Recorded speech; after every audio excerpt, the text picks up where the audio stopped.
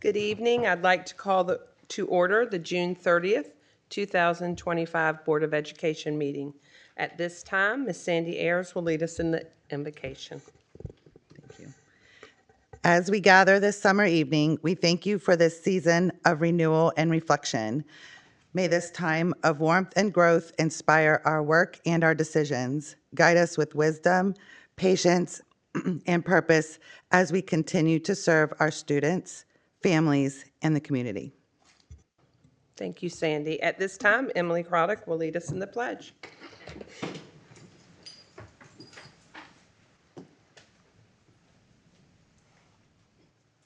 I pledge allegiance to the flag of the United States of America and to the republic for which it stands, one nation, under God, indivisible, with liberty and justice for all.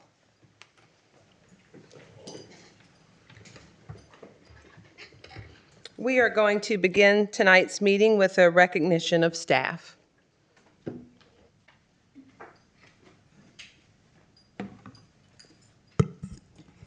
Good evening, Board Chairman Parker, Vice Chairman Banks, members of the board, and Dr. Lutz. Walsworth Yearbooks is a family-owned company that's been in business for nearly 90 years. While the company's origins began with advertisements and programs, it now primarily serves educational institutions by providing yearbook printing and other related services. Today, the company is among the top 3 printers of yearbooks and one of the 30th largest printing companies in the United States and Canada. Each year, a select number of yearbooks are chosen for induction into the Walsworth Gallery of Excellence. This prestigious distinction honors the highest caliber yearbooks printed by Walsworth. Yearbooks are chosen for this distinction based on their exceptional design, photography, copywriting, and theme development. This award goes beyond simple recognition. Gallery of Excellence yearbooks are showcased at training events and workshops and in printed classroom resources and online galleries, serving as inspiration for students and advisors nationwide. This evening, we would like to congratulate Mrs. Anna Thomas, a teacher at J.P. Knapp Early College High School, and her J.P. Knapp ECHS yearbook team on having their 2024-2025 Spartan yearbook selected for the Walsworth Gallery of Excellence. Despite being a small team, they exhibited big commitment and creativity. And at this time, I would like to invite Mrs. Thomas, one of the students from the team, Sophia Slaughter, and Principal Christian Lowe up front to be recognized and for a picture with the board.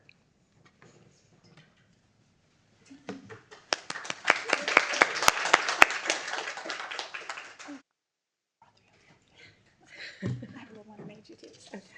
I'll give you the alphabet. We're good. Ms. Thomas, if you and Sophia wouldn't mind just standing right in the center, and then we'll have the board surround you.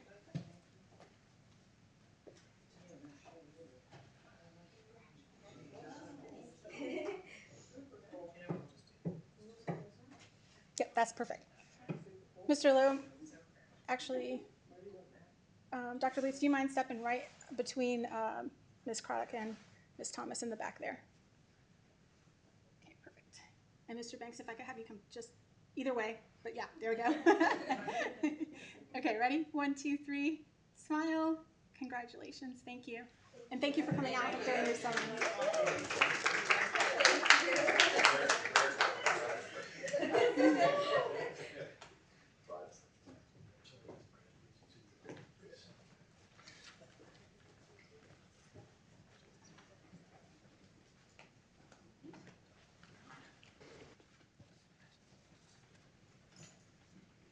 Good evening, Board of Education, Dr. Lutz. It is with great respect and admiration that we recognize Kelly Greenwell as a recipient of the General Colin L. Powell Memorial Service Award, presented on behalf of our Community Salutes USA. This award honors a guidance counselor whose service, compassion, and unwavering commitment exemplifies the leadership and integrity that General Powell stood for and serves as an inspiration to us all. Mrs. Greenwell was nominated by Staff Sergeant Matthew Kitson Albelson of the United States Marine Corps, who shared a powerful and compelling account of her profound dedication to students, her tireless advocacy for their futures, and her exceptional support of the nation's military mission. Through her steadfast guidance, countless young people have found the confidence and clarity to pursue their paths, whether through higher education, skilled trades, or service to our country. Her work not only uplifts our students, but also strengthens the bridge between our schools and our armed forces. Congratulations, Ms. Greenwell, and thank you for your outstanding service to students, community, and our nation.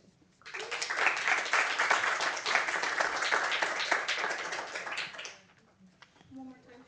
Sorry. Congratulations. Thank you so much. We should have you stand center stage there with Ms. Woodson over there.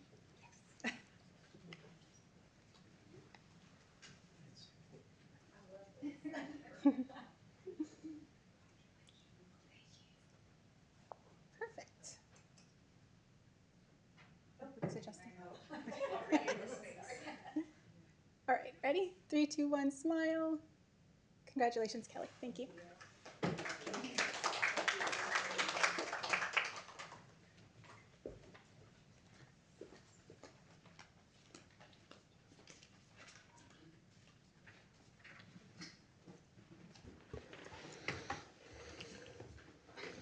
At this time, we need a motion to approve the agenda. I would like to add to the agenda. After Ms. Rodriguez, I'd like to add discussion on adopting a policy allowing homeschool students to participate in sports. Okay. Do we have a motion to adopt? And then a second? A second? Second. All in favor?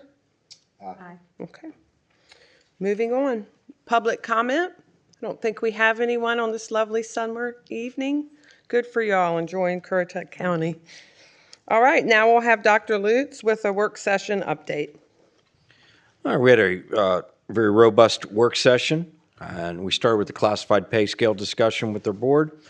And as part of our ongoing commitment to student and staff safety, we introduced a new screening detection system in the upcoming school year. It's funded through a grant. The system will first be piloted and used at our high schools. Virginia Arrington, Student Services Director, provided the information on the new system during the work session.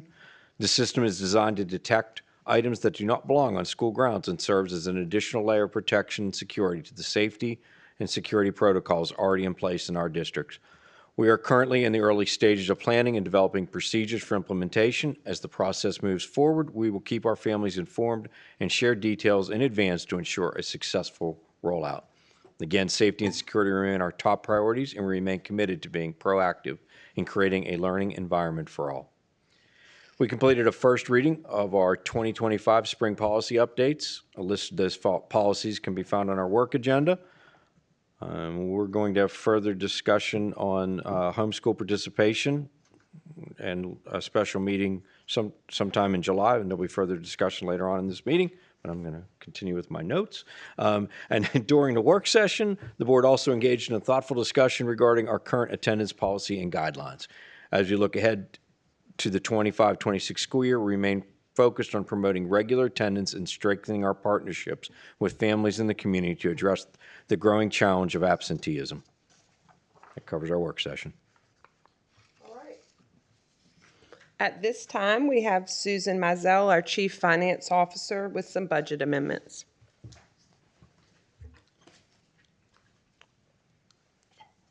we have these?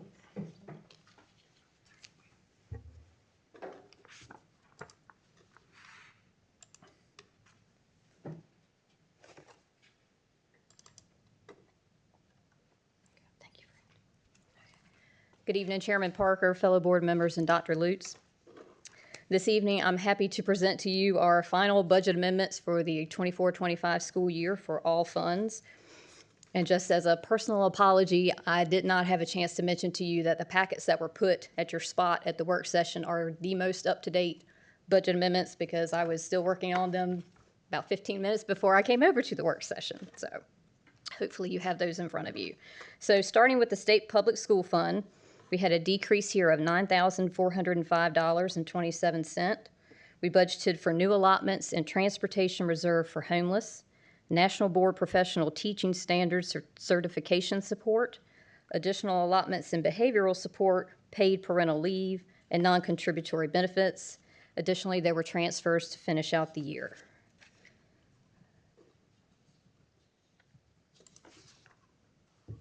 Next, we have our local current expense fund.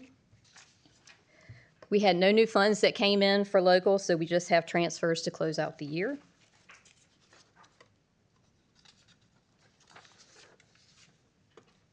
Next, we have federal funds. We had a small increase here of $5,692.01. We budgeted for additional funds for Title III Part A and IDA Special Needs Targeted Assistance.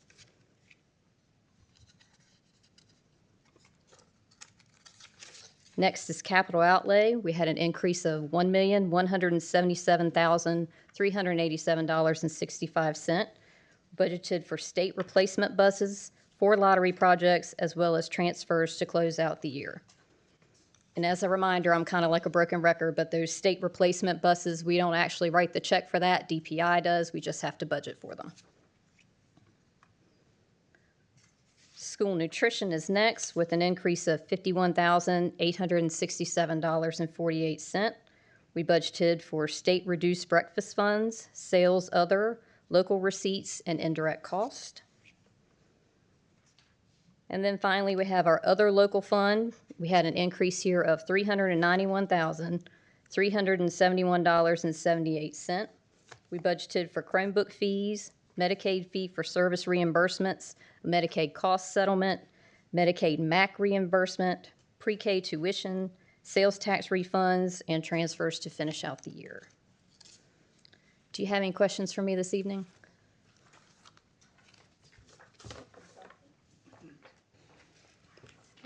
All right, at this time, we need a motion to approve the budget amendments. Second? Second. All in favor? Aye. Thank you. At this time, we're going to have a transportation update. All right. Ms. Dowdy and I are going to do this together, the update.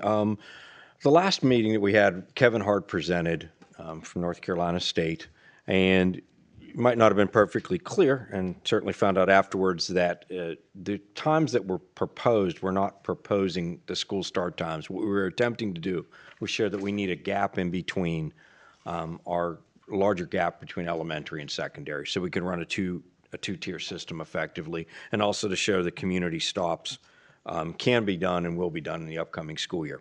So with that, we gave the board some options in front of them for discussion. On the top page, it's school start and end times for this year. And then below that, you'll see a thing that says draft times moving forward. And we gave 3 different times, and we wanted to get the board's thoughts on where they are. Ms. Dowdy, you want to speak to how we arrived at that? Again, based on what ITRE shared at their last presentation with the board, the big kind of non-negotiable was we have to run 2 tiers because we can't afford to run a single tier. And if we run 2 tiers, we really need a 70-minute buffer between the time the first tier starts and the second tier starts. So that was kind of their like, hey, if we're going to do this, we have to have that 70-minute buffer between the first run and the second run for buses. So that being said, that's what they proposed on their presentation. I think the start times were a little like shocking to everybody at first. And so again, to Dr. Lutz's point, we had to give them something so that they can plug in to look at the routes to see how long those things were going to take to make some proposals. But given that feedback, we came back to the table, said we know we need a 70-minute buffer between tier 1 and tier 2, and what that looks like on yours is the tardy bell. So tardy bell is when the school day starts. So that tardy bell for elementary and the tardy bell for secondary schools really needs that buffer of 70 minutes in there. And so Dr. Lutz and I sat down and looked at some options to make sure we could still meet that 70-minute time buffer, but also not start super early, but give enough change so that we could try to squeeze secondary ending a little bit sooner. and still keep that 70-minute buffer between. Because the moment you take something off the end, you have to kind of fix it somewhere at the beginning. So these were some options for you guys to review so that we could then hurry up and notify parents, because we know that ultimately this has a direct impact on our families in the community. So we put together 3 different ones. So start time is 7:30, 7:35, and 7:40. And you can see that the end time dismissal for the secondary buildings on those would then be 3:25, 3:30, or 3:35. So we made sure we looked at our minutes in the day and the time and the gap in between the routes, and feel confident that working with with Kevin Hart, ITRE. not the Kevin Hart, but working with Kevin Hart, that we can get these routes done. We are also sending a postcard out to all families in the district with a QR code where they can sign up for busing, because the more we get done on the front end, the easier this is going to be on the back end. We also will have a new director starting tomorrow, and we're looking forward to him jumping in with both feet.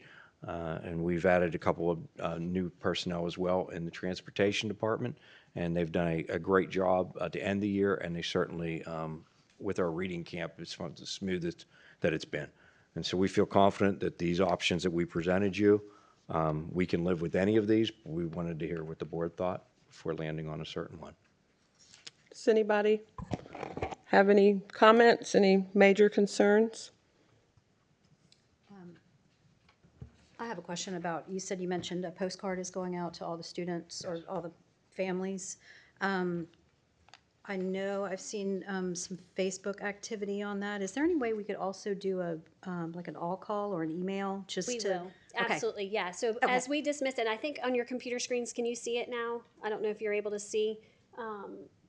Maybe she can get it to work. Oh, there you go. Maybe you see it now. So we ordered postcards, mailings to go out, 1 per household. So Caden and Emerson don't get duplicates. We don't waste money. They get 1 for household. I can go online and say, I need transportation for Caden to Currituck High School. And I need transportation for Emerson to Marriott Middle School. And again, this is so important. So I just want to ask the community that if you know you are going to need transportation for the 25-26 school year, AM and PM, just AM or just PM, to please go on and complete this transportation request form. And the more you guys can all share that, we would appreciate that. Because again, our routing will only be as good and our timing will only be as good as the data we get in. And so we really need the community to complete these transportation request forms with their addresses of their locations so that we can then put that information into TIMS, which is our routing service and transportation, and get the most accurate information moving forward. Because that's going to, of course, adjust our pickup times. That's going to, of course, adjust the length of our routes, all of those things. So it is extremely important that the community understands that we really need them. Even if they did it last year and they did it every 5 years ago, to date, please do it again this year so we have the most up-to-date information. As you heard in the ITRE presentation, we have a lot of invalid data in the system that has to get cleaned up. And so we really want the most accurate information for our new transportation director who's starting tomorrow and our team to really be able to work these routes with community stops where appropriate, as well as with updated student ridership so that we know who needs the ride, who we're supposed to be picking up where, and the counts for all of our buses. So shameless plug, please, please, please fill out that transportation request form. That's what it will look like coming home into the mail to everybody. That's terrific. Does anybody have anything that jumps out at them of?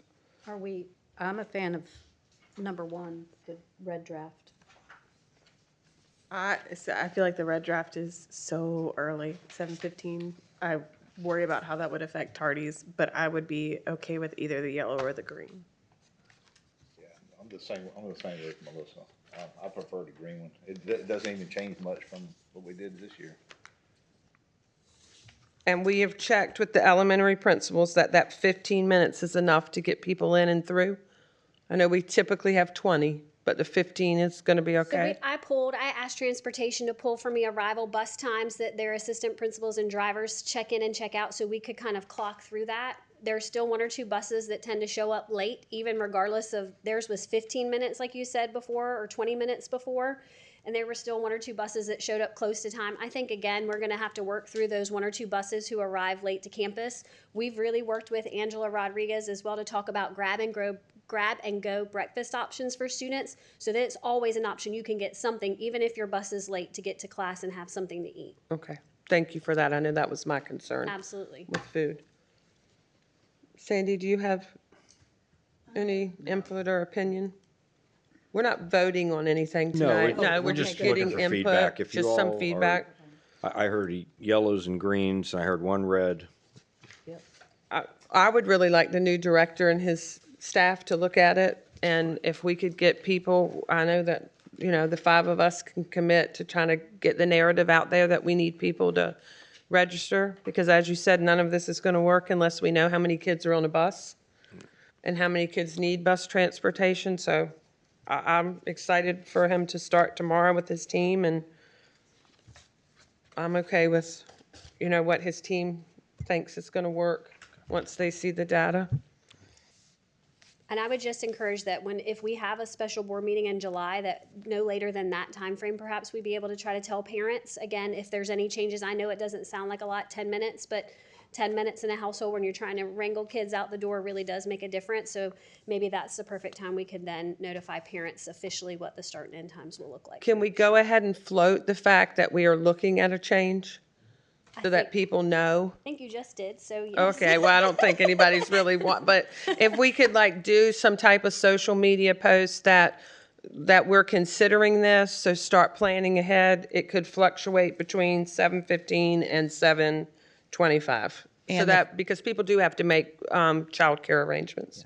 And that we are doing community stops. Yes. Yeah, we need to go ahead and get all of that out because that's going to upset people. Well, and again, routing will help determine that because, again, we're trying to cluster kids at appropriate. So once we know Yes. that there are 10 kids within 3 houses of one another, then we make that community stop. So that's why it's so important that we really get accurate information moving forward. Okay. Thank you. At this time, we have a school nutrition presentation and meal rate increase.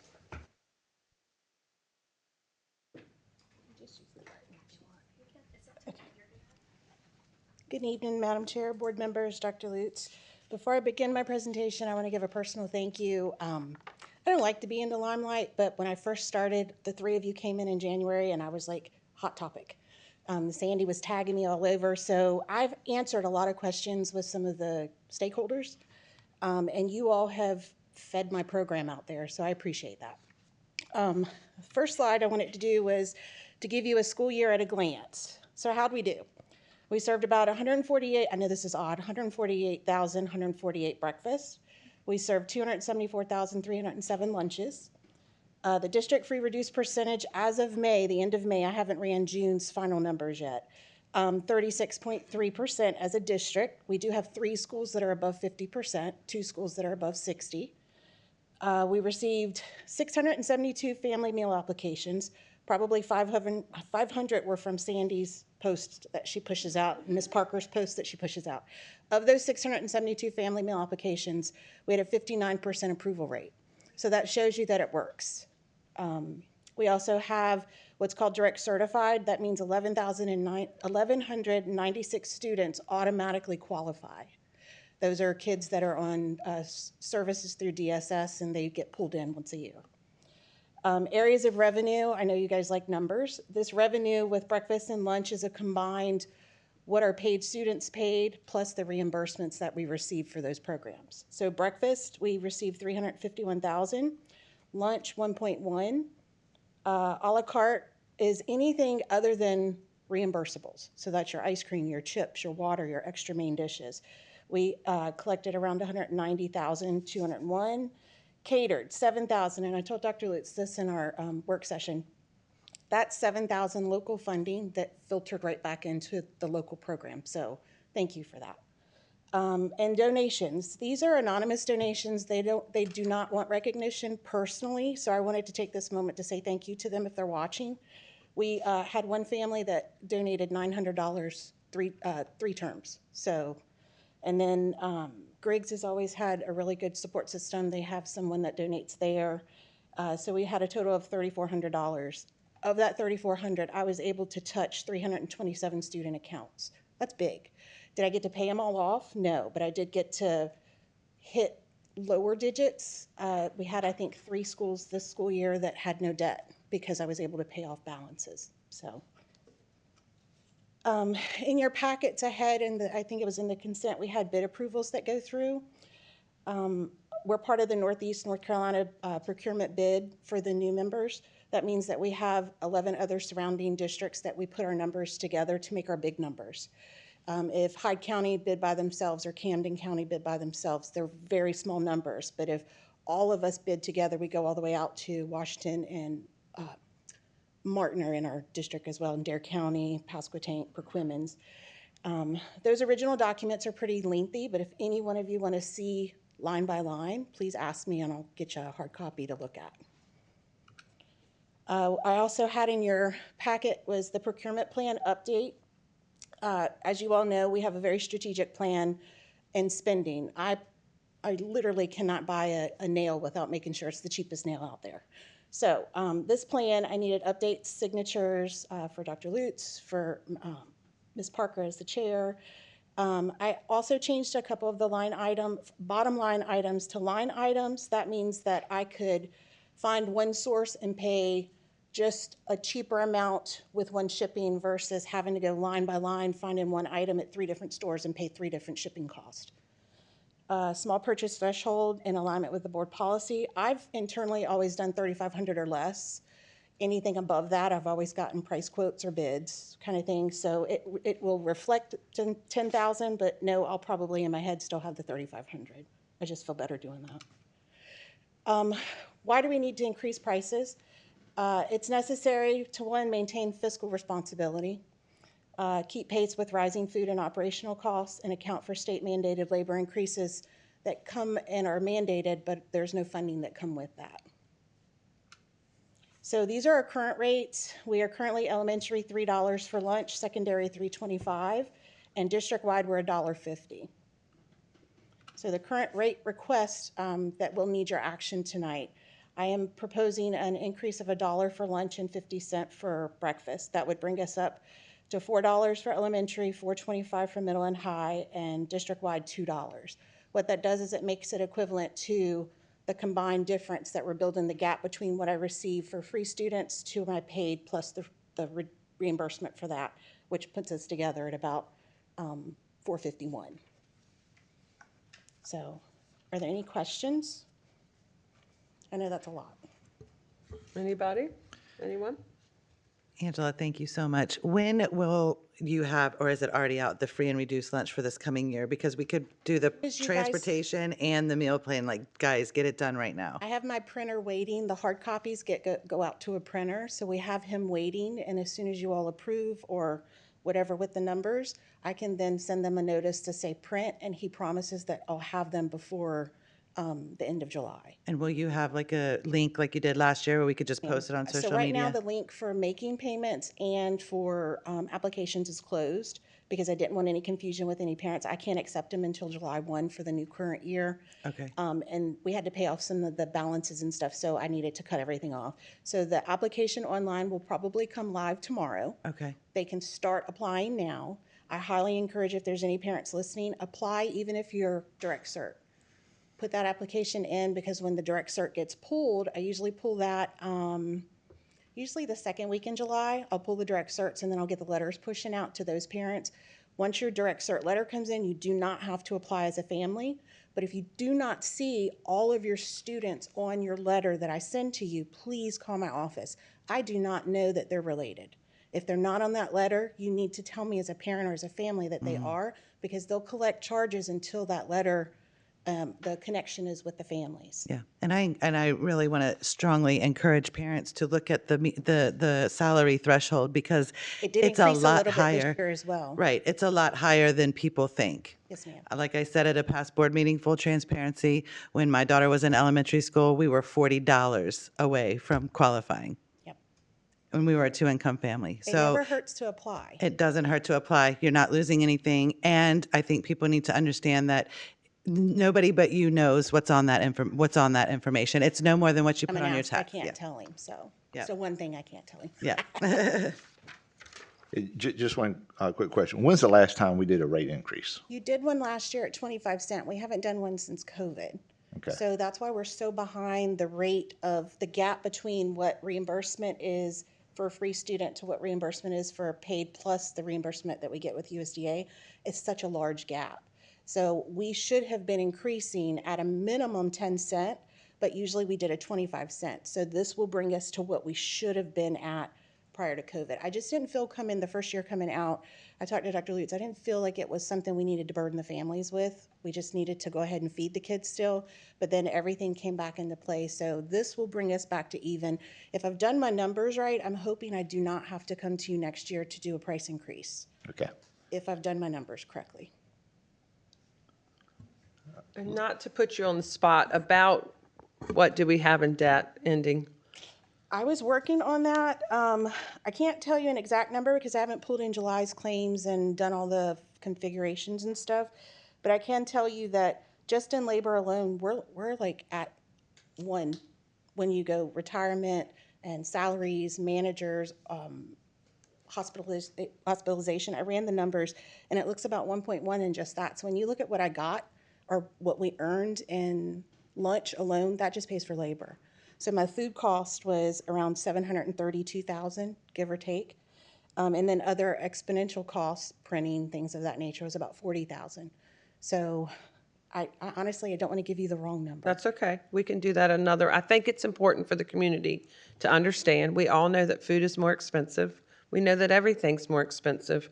We don't want to raise the rate of lunch, but we can't go in debt either. We can't have a program consistently just lose and lose and lose. So it's not something we take lightly, but we have to pay for employees and we have to pay for the food that we're serving. And as Mr. Renee said, I'd like to do a shameless plug. If getting up is too much in the morning, send them in with a couple dollars and they can have breakfast with us. So this year, my goal is plugging in the breakfast program. We are going to look and explore the grab and goes, especially for our secondary and high, because I know that's a concern you have, is making sure we want to be a silent partner, but we want to make sure that our part is done, which is giving them the nutrition they need to make it through the day. That's a long day for the middle and high if they're not eating breakfast.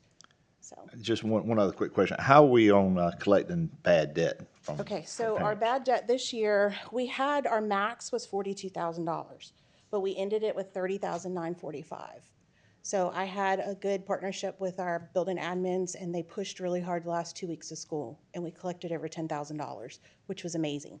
So I think if that effort, we continue it into the new school year, we continue to do the social media post about making sure you pay, and if you can't pay, fill the application out. It's very simple. It literally online will take you 10 minutes if you have your salary on hand. You fill it out, you plug it in, no one else knows. The computer will send you a note to me, only myself and my second, which is my secretary. We're the only two people that know. Even my managers don't know what your status is. Nobody knows. Okay, And thank also, you. I think it's important for people to know that with students standing in line, nobody knows behind them. They provide their student number just like the student behind them. I would like to encourage, though, any of our middle and high school students, if they're listening, or parents of those students, if your cashier is leaning over and telling you, don't forget your money tomorrow, that really means don't forget your money tomorrow.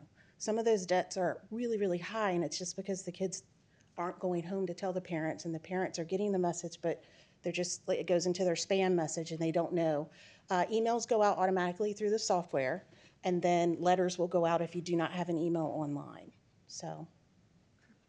It's just one more area where we're going to try to help you educate the community. I appreciate the fact that you're not going to turn a student away and embarrass a student for a parent problem, but we're going to try to do our part and educate the community. I would like to say, if a parent does not want their child to charge, please send a note in. I am not turning a child away. My managers and my staff will not turn a child away. We don't know if they already came in with a lunchbox. We're at the line. We're not out the outside part of it. So if they're going to come through that line and they want food, we're there to feed them. But if you do not want them to charge, I need to know that so we can put a note on their account. That's great information. Yes, ma'am.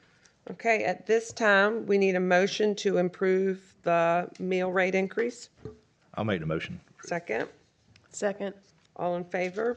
Aye. Aye. Thank you. I'll let you know once the applications get printed and are in my hand. All right, thank you. Thank you. Thanks, Angela.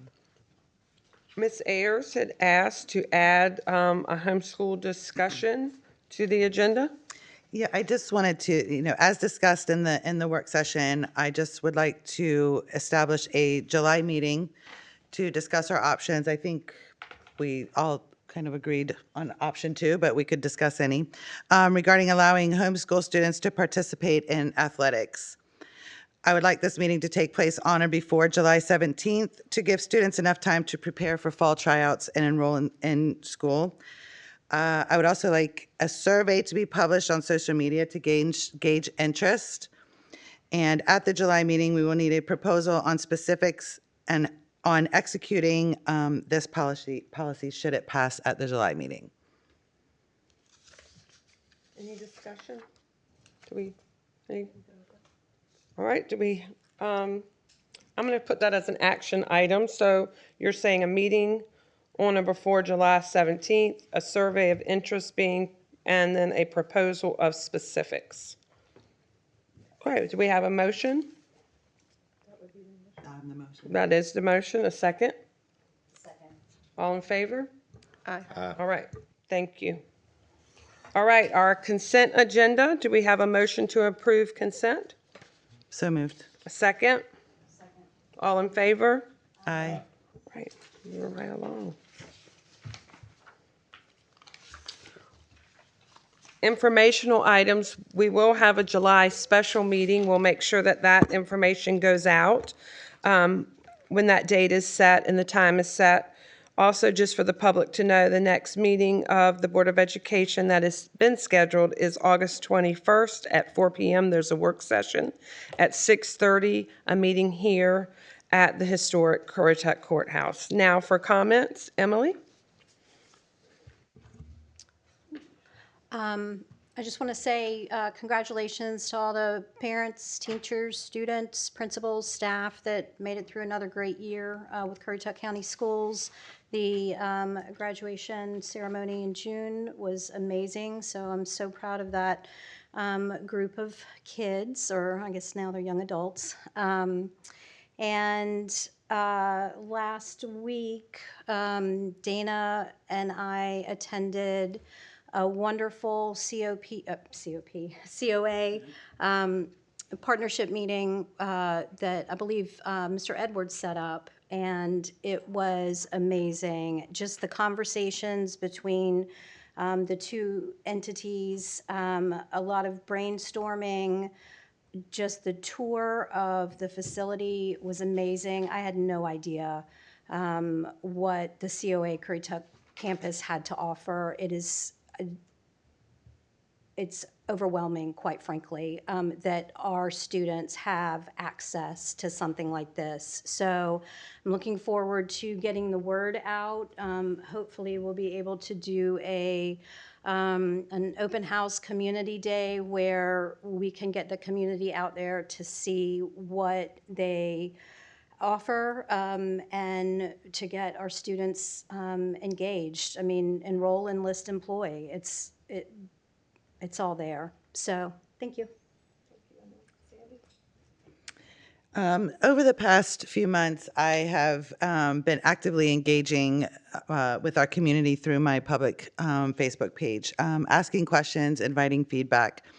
I've gotten a lot of responses, both as comments and in private message. So I just wanted to share a couple of them. This is not a directive. This is not, this is just what I have heard from the community, and I just wanted to share a couple of them. Consider allowing teachers to work from home on certain teacher work days when appropriate. Spotlight our outstanding teachers throughout the year to recognize their hard work and dedication. Enhance professional development opportunities, including training and project-based learning. Continue and expand positive engagement events that invite families into our schools. They're making a difference. Offer evening courses such as affordable conversational Spanish classes for adults or blended English courses to support our non-English speaking families.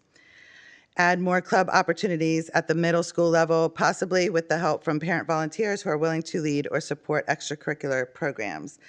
These are just a few of the meaningful ideas shared, and they reflect how deeply our community cares about our students and our schools. That's it. Melissa? I worked with the Educators Committee for Advocacy and Policy.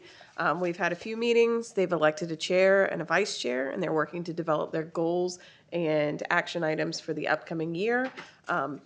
They're really doing an amazing job, and I think that they will have a big influence on politics in the future. All right, Mr. Banks? This week or this month, I think it was the 10th, I had the, I had the privilege of presenting several scholarships to some students. And it's my Corn Jock Rulton Club, I give a little shout out to them. We were able to present over $10,000 worth of scholarships to some students throughout Currituck County. And the reason why I mention that tonight is because we could not do that without the support of the schools, because we use the school buildings for our shows. So I just want to thank you for that. And like I said, people wonder where all the money goes. It's only like a dozen of us, and we were able to raise $10,000 from those two shows, and they went directly back to the students. So that was a pretty unique thing we did. So thank you. Dr. Lutz? Excellent end of the school year. Looking forward to 25-26, where we get new start and end times for elementary and secondary. We're going to have community bus stops, and completely pivoting away from that. I was at a superintendent conference last week, and I've been in the state, I'm going on year number 11, and we have not had a state superintendent that led education.